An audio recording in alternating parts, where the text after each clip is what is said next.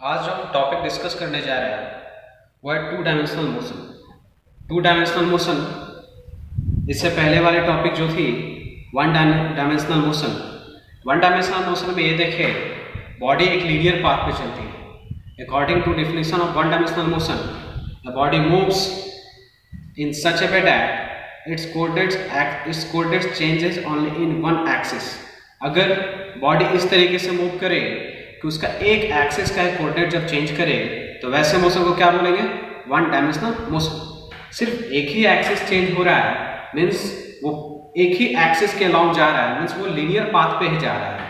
तो one directional motion में देखे वन डायमेंशनल मोशन में कि बॉडी लीनियर पाथ पे चल रही थी और उसका एनालिसिस किए, उसके फार्मूला निकाले तो फार्मूला आया जो मेनली था s equal to ut plus half a t square, v equal to u plus a t, v square equal to u square plus 2s और s n equal to u plus a by two 2n minus 1। वो सारे analysis करने के बाद अब हम ये देखते हैं कि अगर बॉडी लीनियर पाथ पे नहीं चले, मीन्स बॉडी ऐसा चले कि उसका कोऑर्डिनेट्स दो एक्सिस में चेंज हो साइमल्टेनियसली एक ही साथ, अगर दो एक्सिस में अगर उसका डायमेंशन चेंज हो तब उसका मोशन कैसा होगा। तो हम ये समझे कि 1D का मीनिंग ये हुआ कि अगर एक एक्सिस ले लेते हैं, लेट कर लिए वो एक्स एक्सिस है, अगर वो एक्स एक्सिस के अलाउंग चल रहा है तो जरूर वो लीनियर पाथ पे ही चल रहा है। अगर इसका मूवमेंट लीनियर पाथ से अगर डेविएट हुआ तो एक्सिस सिर्फ एक एक्सिस पे उसके कोऑर्डिनेट्स को डिफाइन नहीं कर पाएंगे। तो लेट कर लेते हैं कि अगर कोई बॉडी इस तरीके से इस पाथ पे चल रही है तो उससे अगर एक एक्सिस से डिफाइन करेंगे तो डिफाइन नहीं कर पाएंगे। लेट कर लिए एक्स एक्सिस है तो सिर्फ एक्स एक्सिस से इसको वेरिएशन नहीं है, एक्स एक्सिस सिर्फ एक्स डायरेक्शन में इसके कोऑर्डिनेट चेंज नहीं हो रहा है।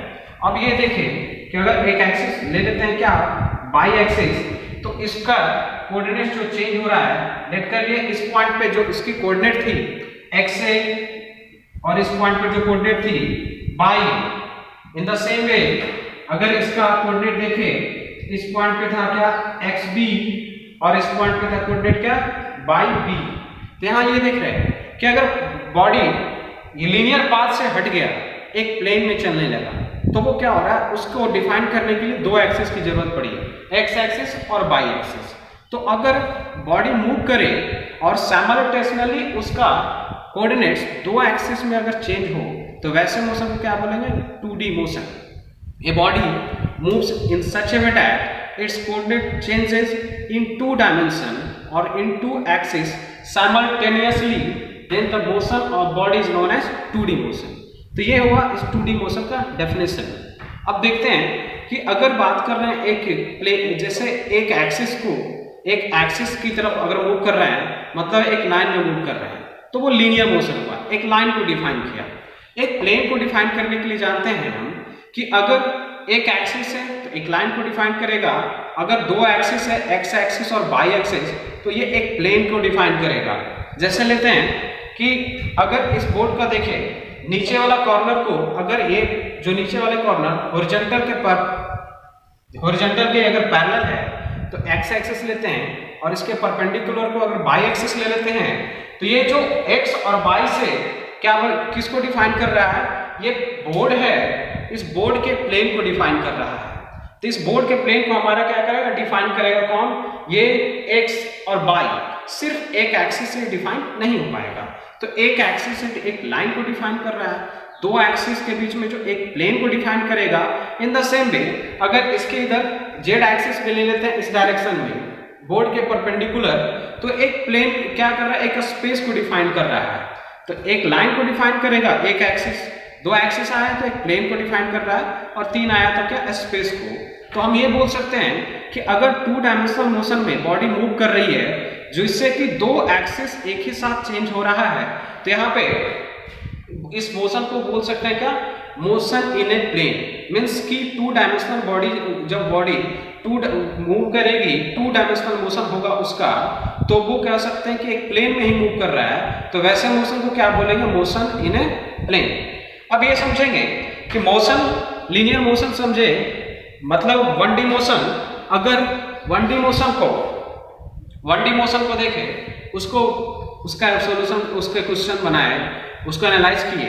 2D मोशन को कैसे एनालाइज किया जाएगा, उसके जब न्यूमेरिकल्स आएंगे तो कैसे बनाएंगे। तो 2D मोशन के लिए देखिए क्या होता है कि 2D मोशन को सिंपली क्या करते हैं, स्प्लिट कर देते हैं टू वन डायमेंशनल मोशन में।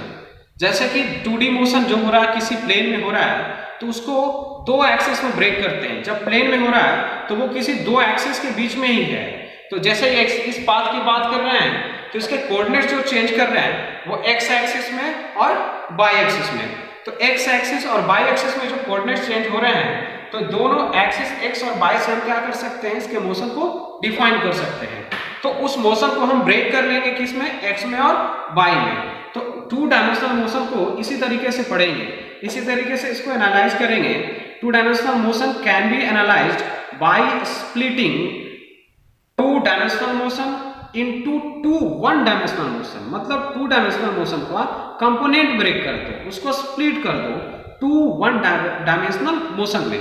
यहाँ देखिए 2D motion can be analysed by splitting 2D motion into 2 1D motion.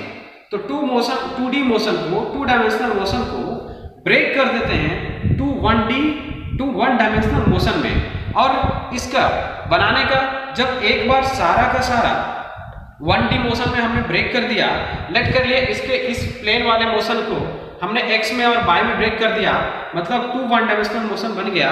तो जितने भी एनालिसिस हमने 1 डायमेंशनल मोशन में किया था वो सारे एनालिसिस किसमें अप्लाई होगा, 2 डायमेंशनल मोशन में। तो वो सारे फार्मूला को, सारे एनालिसिस को कर लेंगे किसमें, 2 डायमेंशनल मोशन में, क्योंकि 2 डायमेंशनल मोशन को ब्रेक कर चुके हैं 2 1 डायमेंशनल मोशन में।